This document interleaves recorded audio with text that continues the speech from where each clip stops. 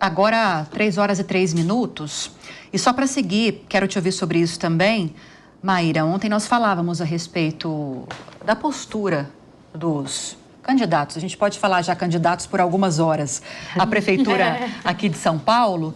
E há um comportamento muito claro de alguns candidatos, e aqui eu destaco o Marçal, porque o Marçal vem das redes sociais, principalmente, né? Embora seja empresário, ele construiu a carreira dele como empresário nas redes sociais também, de forma muito significativa. Há uma postura muito clara, pelo menos para mim, quero saber de vocês, daqueles momentos em que ele fala já pensando naquele corte que vai para as redes sociais.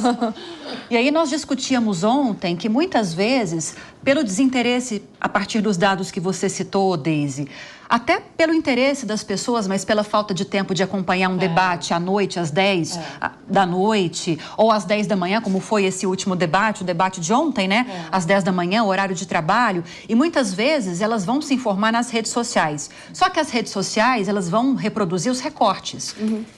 E como qualquer recorte, dependendo do recorte fora de contexto, ele se torna desinformação. Exato. E aí a gente corre um risco cada vez maior, na sua opinião, começando com você, depois eu quero ouvir a Laura, de que as eleições daqui para frente vão ser cada vez mais enviesadas, como um todo, no geral? Provavelmente sim, por isso que a gente teve aí uma alteração muito importante na resolução que vai valer para essas eleições no que diz respeito ao poder de polícia, do próprio judiciário, de retirar questões desinformativas de ofício do ar. Acho que a gente precisa evoluir muito nessa questão do debate, de ter uma agência de checagem ao vivo para aquele candidato eventualmente ser desmentido ao vivo, porque é isso, as pessoas têm se preocupado com o recorte para a rede social, inclusive no tempo que é o tempo que o eleitorado, os eleitores, eles conseguem prender a atenção naquele momento e para passar para o próximo post.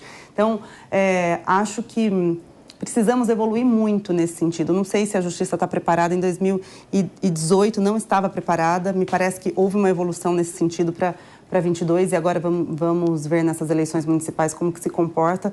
Porque, muito embora nós tenhamos ferramentas judiciais para retirar aquele conteúdo do ar, para ofertar uma resposta, enfim, para tentar garantir a lisura e o equilíbrio do processo eleitoral, via de regra, quando você tem uma desinformação já viralizada, você não consegue depois fazer com que a informação correta chegue naquela quantidade de pessoas. A verdade não viraliza. Exatamente. A verdade não viraliza. Não, e eu acho que tem uma questão também que é extremamente importante, que as redes sociais, elas têm uma dinâmica de impulsionar aquilo que você já viu.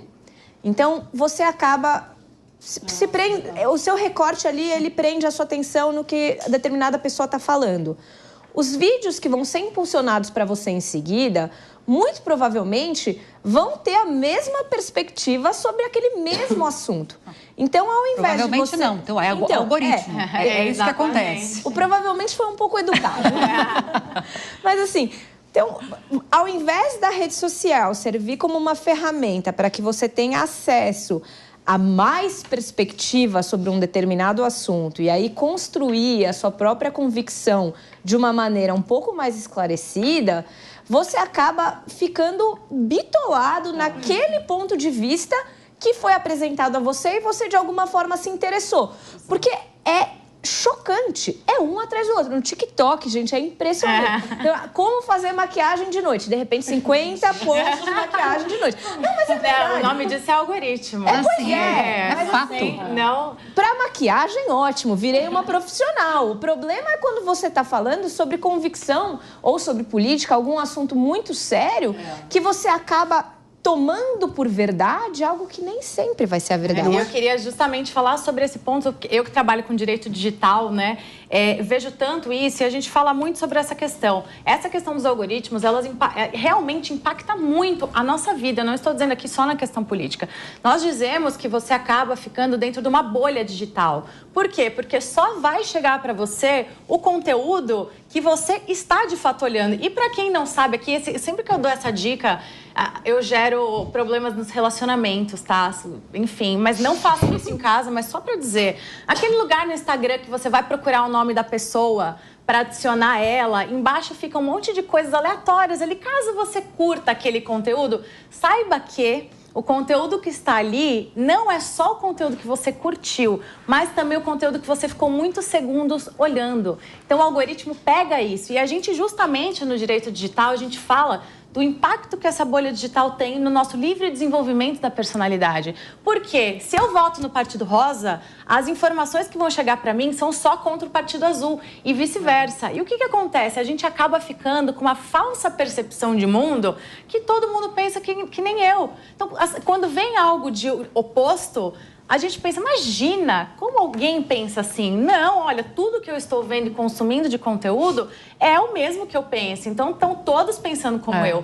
Só que quando a gente pensa no nosso próprio desenvolvimento, a gente precisa de oposições em todos os aspectos da vida para desenvolver raciocínios, para ver outros aspectos da vida. E isso na política impacta imensamente. E as redes sociais, elas vieram transformando a nossa realidade, né? Tá aí o próprio Bolsonaro, que também se utilizou já das redes sociais quando da sua eleição, e elas vão transformar a nossa eleição. Eu digo hoje, quem que para assistir um debate na televisão, de fato?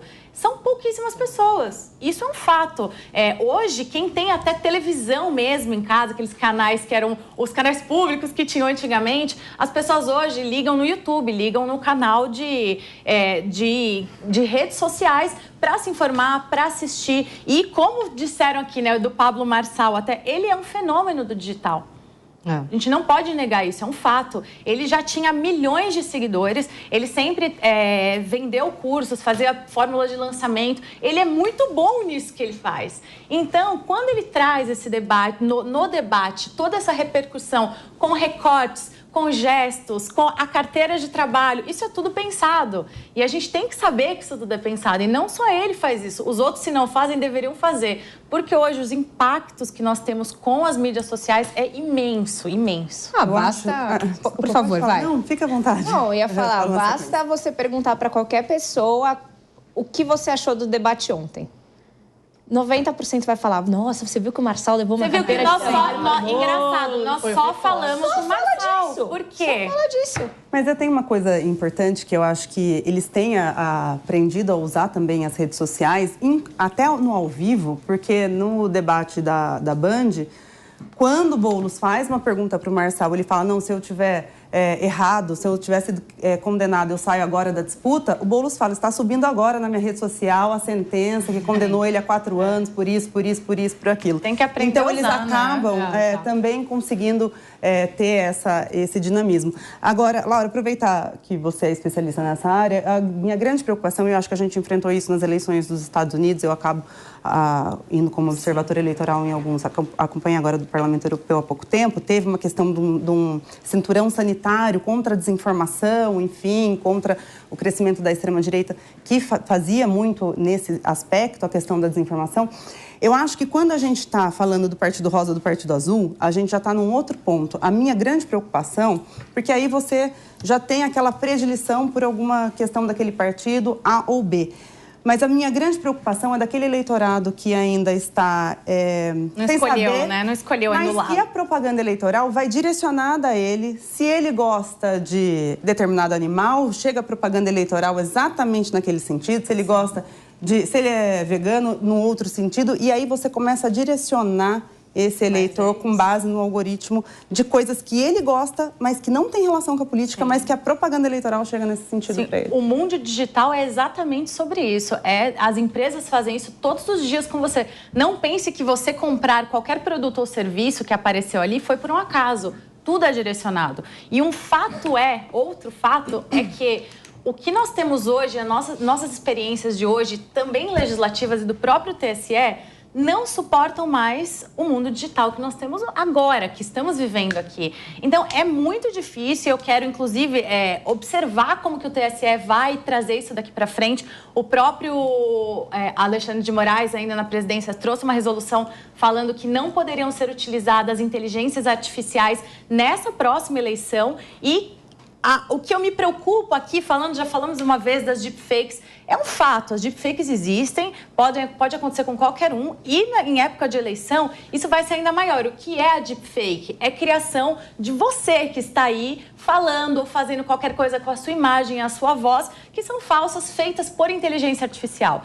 E aí eles dizem justamente no impacto que isso tem nas eleições, que está proibido, mas e o partido contrário não faz uma deepfake do outro partido e coloca isso para rodar num algoritmo que vai atingir milhões de seguidores? Qual vai ser o impacto disso na nossa vida? Você vê um vídeo de alguém de algum partido fazendo um ato de fato.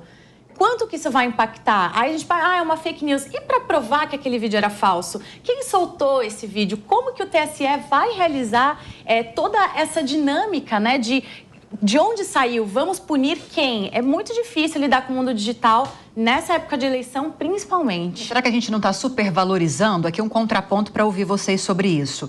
Partindo desse pressuposto de que essas publicações são segmentadas para aquele eleitor fiel, para aquele que consome aquele tipo de conteúdo, normalmente, se ela não for encaminhada, ela não vai chegar para aquele eleitor que não está interessado naquele candidato.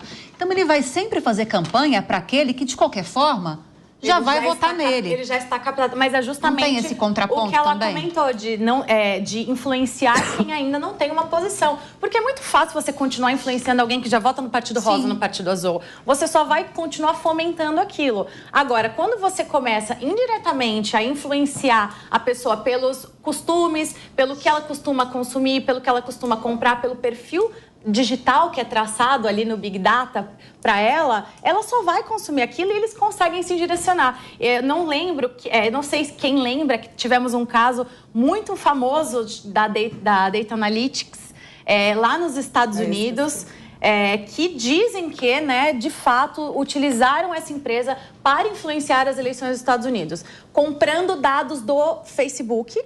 E aí, o que acabou aqui comprovado? Tem até um documentário, salvo engano, numa plataforma, sobre esse caso, que eles comprovaram hoje é um fato. O Facebook vendeu milhões de dados para essa empresa. Agora, não ficou de fato comprovado que essa empresa realmente conseguiu influenciar, mas há muitos indícios que isso tenha acontecido. E os dados que foram vendidos foram justamente dados inocentes. De, sabe aquela coisinha que aparece ali? Qual princesa da Disney você é? Nossa, tô sem fazer nada, deixa eu fazer aqui. Você gosta mais de montanha ou de praia? Você vai ali. Isso tudo está traçando o seu perfil no mundo digital e vai ser utilizado contra você ou a seu favor, né? Vai depender do que eles estão indicando em algum momento. Então, a gente sempre tem que pensar que tudo que acontece no digital está influenciando a gente de alguma forma. Eu tenho a impressão que as redes sociais já fazem parte da nossa vida, Daisy, que está há mais tempo sem falar. As redes sociais já fazem parte da nossa vida há algumas décadas, né? 2000, talvez? Não vou lembrar aqui exatamente, mas quando ela veio com mais força, né? Ou pelo menos as mais conhecidas. Eu sou, olha, 36 anos no lombo. 36 anos no lombo. E ainda hoje é um desafio, é um tabu e gera muita polêmica a gente falar de regulação das redes sociais, justamente por essas questões que a gente está levantando. O que dirá, então, inteligência artificial? Lívia, isso é um tema polêmico pra caramba, Sobrou pra você, não, Sobrou pra Quem mim. mandou ficar mais tempo sem falar? Então, eu estava aprendendo aqui. Mas então, eu acho que essa regulamentação das redes sociais, ela entra num ponto que a gente já discutiu algumas vezes aqui no Linha de Frente, que é essa linha tênue entre liberdade de expressão e discurso do ódio. Vamos lá, tá? Manipulação, fake news, isso sempre existiu. Tá? Desde que política é política, espetáculo na política. O que aconteceu agora que a gente vê nos últimos anos, e talvez haja um pouco de desconforto, mas a gente teve todos esses fenômenos amplificados pelas redes sociais. Tem um pesquisador da USP que ele sempre fala assim, que nós somos o problema e a solução das redes sociais. Então é necessário que exista nas escolas uma educação eleitoral e uma educação para esses fenômenos novos que a gente tem visto aqui em relação às redes sociais, né? Fake news, inteligência artificial. O Brasil está a anos-luz de ter uma discussão considerável em relação a isso. Só para vocês terem uma noção, a Europa ficou 10 anos discutindo a regulamentação das redes sociais para então começar uma implementação. Aqui no Brasil, a gente tentou resolver isso em 15 dias no Congresso Nacional. E com a maioria dos parlamentares não sabendo nem o que eram as redes sociais. Eu nem vou falar aqui o que eles falaram, porque não é o objetivo do programa. Mas a gente tem que trazer essa discussão à tona, e ela não é agora, ela não serve para esse governo usar como uma bandeira ou para o próximo. Ela é uma discussão lenta, que tem que ser muito objetiva e aprofundada. A gente não pode permitir que as pessoas saiam em redes sociais falando o que bem entendem. Existe um limite entre o que é discurso do ódio e o que é liberdade de expressão, né? Isso tem que ser trazido à tona. Agora, eu concordo com a Maíra, acho que um ponto fundamental que entrou aqui na mesa foi o que a Maíra falou, que é em relação ao tempo de propaganda eleitoral na televisão. Eu acho que isso pode ajudar as pessoas a conhecerem melhor os candidatos. A gente tem que lembrar aqui que comunicação e política, a gente viu lá no Fernando Collor, o que foi aquela caça aos marajás, todo político acaba criando um emblema, o pai dos pobres, enfim, tem tudo isso, isso faz parte do marketing eleitoral. Agora, a gente precisa dar elementos para as pessoas para que elas tenham mais tempo de conhecimento dos candidatos e que se tenha uma educação para isso, uma educação para a rede social e uma educação eleitoral, porque senão não vai adiantar, tu pode colocar 5 meses de campanha eleitoral que as pessoas não vão entender o que está acontecendo, né? Então o debate é muito mais amplo. Tem um vídeo que pode ser fake que vai derrubar toda a narrativa. Tem que colocar propaganda política obrigatória nas redes sociais, né? Porque você obriga hoje a pessoa desliga a TV e vai mexer no celular. Se fosse obrigatório no celular, talvez ela ficasse assistindo aqui as propagandas, não conseguisse passar para o próximo vídeo, teria mais acesso. Imagina, meu Deus. Nossa, polêmica essa proposta sua, hein? Me lembrei de alguns anos do passado brasileiro. Não vou entrar nesse assunto. Não tinha rede social, mas tinha outros, né? Exato, é tipo a hora do Brasil na rede social. Meninas, posso passar para o próximo assunto? Vocês querem falar um pouquinho mais sobre isso? Regulação das redes sociais. Foi ousada, não? Me pegou no bastidor aqui. Aqui a gente compartilha tudo que pode ser compartilhado. Meu Deus. Com a audiência, né? Que pode ser compartilhado com a audiência.